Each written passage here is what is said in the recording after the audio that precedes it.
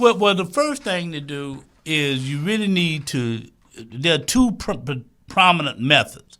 One is the debt avalanche, and the other one is the snowball method. I like the snowball method myself, but some people prefer the debt avalanche. And the debt avalanche is a little bit more logical. So when you're getting ready to shop for a house, you need to be clear about your current financial situation, where you need to be, ideally before you start to working with lenders.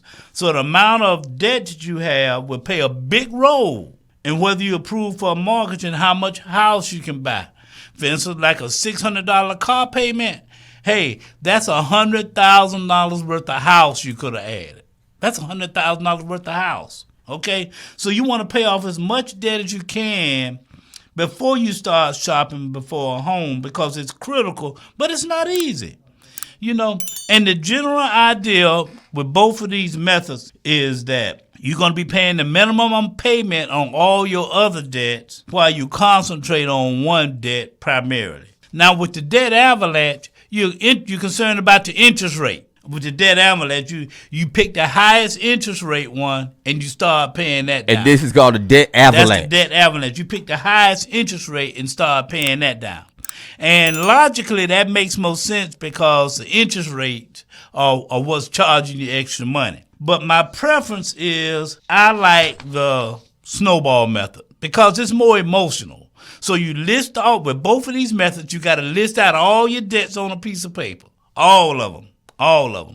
On the one, you're writing the interest rate beside them. On the snowball method, you're writing the amount that you owe beside it. On the debt avalanche, you're writing the interest rate beside it. On the snowball method, you're writing how much you owe beside it. So with the snowball method, you pay the minimum on all of your other bills, and then any extra money, you apply it to that smallest bill you have. And then once you get that one paid off, that one's gone. That's why it gives you more emotional pickup, because you can say, oh, I done got 2 bills paid off, instead of saying I've got my highest interest one down some. Because the one with the highest interest could be the largest bill. It could take you months and months to get that one paid off.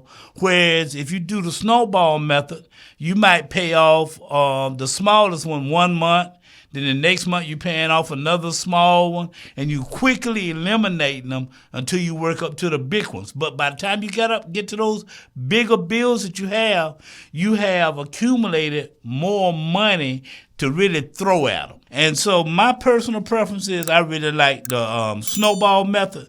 The biggest takeaway with both of them is the same. You choose one debt and put as much as you can toward it until it's paid off. Pick whichever you want, but you're creating a manageable situation. So whether it's the debt avalanche or the snowball method, pick one and go with it and stick with it. And it will get you out of debt, people. It will. Hey, if you like a free copy of this article, like me to text it to you, hey, just give me a call at 407-654-2626. And I can also send you a few other ways to save, people.